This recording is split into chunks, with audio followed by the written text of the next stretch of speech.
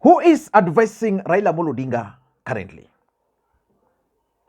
If I had powers, I'd fire the guy immediately without blinking an eye. Because Raila Odinga seems to be committing a lot of political mistakes, unlike in the past. Let me just give you 3 examples. When Kenya Kwanza government took over, the feeling amongst Raila Odinga supporters was that William Ruto had made promises which he was not going to fulfill. And therefore, they wanted Raila Odinga to disappear from the political scene to allow Kenya Kwanza government to commit mistakes. Raila Odinga started responding on some of the issues immediately. Raila Odinga made appearances which his supporters were not really happy about. Up to now, I don't understand why Raila Odinga could not just be kept away until maybe next year. The second mistake which is happening, which is actually the basis of this analysis, is the fallout with Jubilee party. I'm just reading some post here by Wambugu Ngunjiri, where he's saying, where is the lie now? He was actually responding to a statement by Jeremiah Kioni, where Jeremiah Kioni had alleged that the debt Raila wanted to be paid has been paid. For the first time, Raila got the highest number of votes in Mount Kenya, which he has never gotten, and it's now time to move on.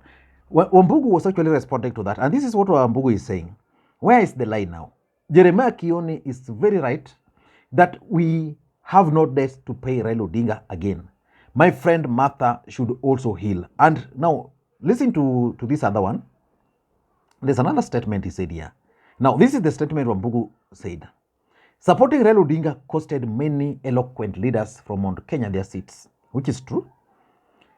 With their weak running mate, Martha Karua, who couldn't even bring 1,000 votes, we have no apologies, no debt.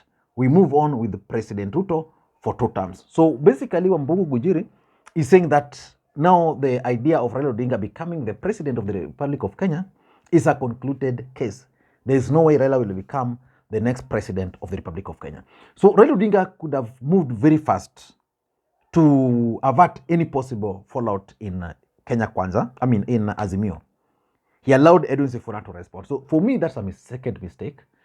The third mistake which Raila Odinga is committing, and I'm very mad with it, is this issue of GMO.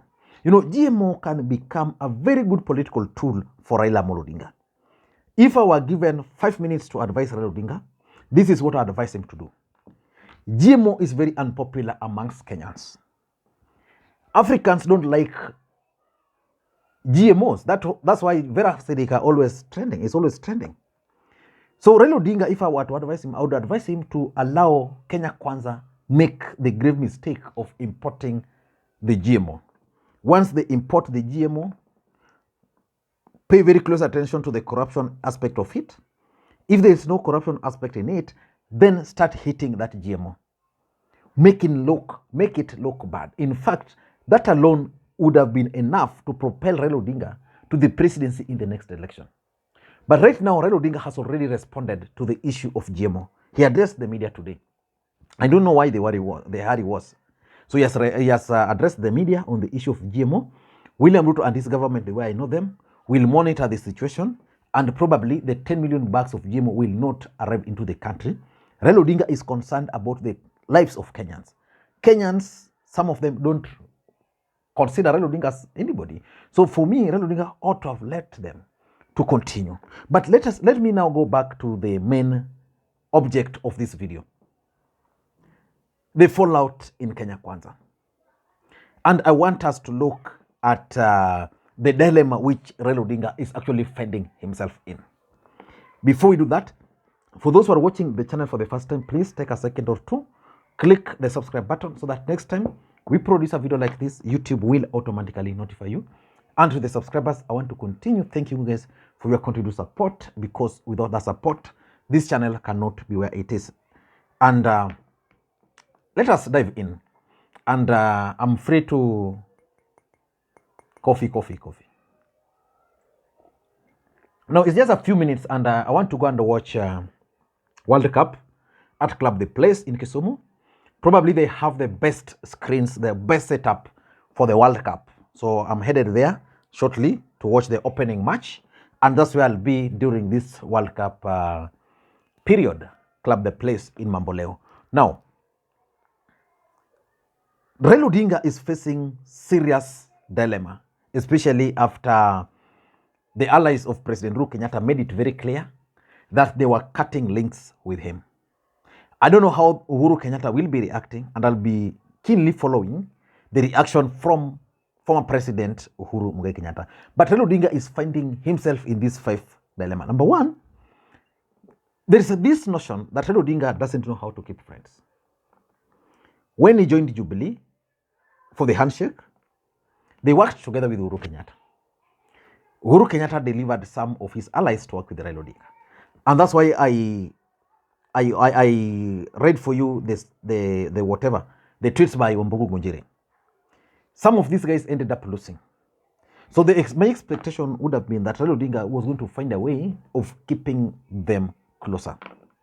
The fact that some of these guys are now announcing that they are leaving Raila Odinga will entrench that notion that Raila Odinga can actually not keep friends. Compared to Ruto, Ruto has kept some of his allies at all cost. If you look at someone like Eden Duale, who has stuck with him, is still with him. You look at those who started the journey with William Ruto, he's still remembering them. They're still with him. While Raila Odinga, people come and go. People come and go. So which means there is something. So if Jubilee will leave, especially those who are supporting Raila Odinga, who believed in Uhuru Kenyatta, if they will leave, then Raila Odinga will be exposed as someone who can't keep friends. And that's a very big challenge for me. And Raila Odinga need to figure it, how he's going to deal with it. The second dilemma Raila Odinga is faced with is the options available. Let's face it, ODM as a political party cannot form any government in this country. ODM has systematically destroyed itself. You know, there's no way ODM, which was the biggest political party, can conduct shambolic nominations, then expect to attract people to it.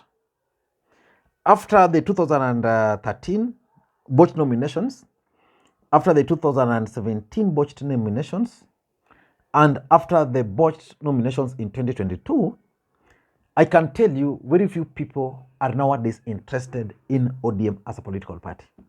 And that's why you are seeing places like Coast, places like Western, giving room to other political parties to venture.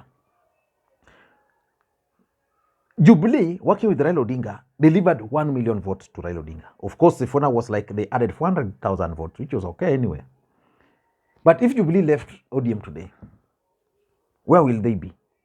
If they left Azimio, let's say today Kalonzo decides to leave, Kanu decides to leave, Jubilee decides to leave. Where will Raila Odinga? What are some of his options? So the departure of the fallout in Azimio, especially Jubilee, is going to bring forth that question of available options Raila Odinga has. And those options now are narrow. That's the honest truth. Number 3, the third dilemma he's facing is numbers. Politics is a game of numbers. You know, we have parliament where the legislative agenda can be pushed as Azimio. If you leave Jubilee, they'll simply vote with their counterparts in Kenya Kwanza. Of course, William Ruto doesn't enjoy, he enjoys majority, but not absolute majority. There's certain legislation he cannot pass because he's not meeting that 2/3. So if Jubilee were to leave Raila, then it will tilt that favor to the other side. And even if you leave that, if you look at the last election, the difference between Raila and Ruto were around only 200,000. That difference was really reduced by Jubilee. So if you leave Jubilee to go, where will Raila Odinga get those figures? Because what I'm seeing, Kalonzo Musyoka, unless you will be a presidential candidate, will also leave. So which means ODM as a political party, even if they will produce a presidential candidate, game of numbers won't favor them. And that's a big challenge. Number four, is politics as a game of betrayal. I've always opined on this platform that there are only two constant in politics. That is interest and betrayal. When you talk of politics of interest, as long as the interests are converging, they can work. But when you talk of betrayal, Raila Odinga is perceived to be an individual who has been betrayed by most of his close allies. If you look at the history of Raila Odinga, probably all those he has worked with, all those he has favored, have always ended up betraying him. So the question is that circle going to continue? That he works with the people, then they betray him. He works with them, then they betray him. Because there are so many people who believed that if Raila Odinga had not entered into handshake with Uhuru Kenyatta, probably William Ruto would not be the president of the Republic of Kenya today. And lastly, the other dilemma he's facing is isolation.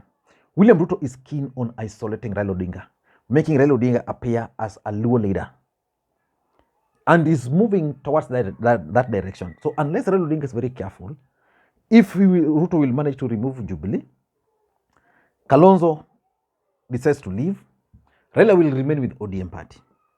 And in ODM, William Ruto is strategically moving with these governors. This time around, he wants to have governors on his side. I'm seeing Mungaro, Gideon in Kilifi. I'm seeing Abdul Somad Nasser in Mombasa. William Ruto is training his eyes on Simbarati. Those are the core support base of Raila Odinga.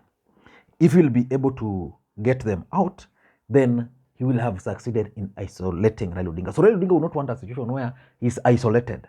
He would rather have William Ruto managing those people, but Jubilee and Azimio are intact. I don't know what to think. That's my take.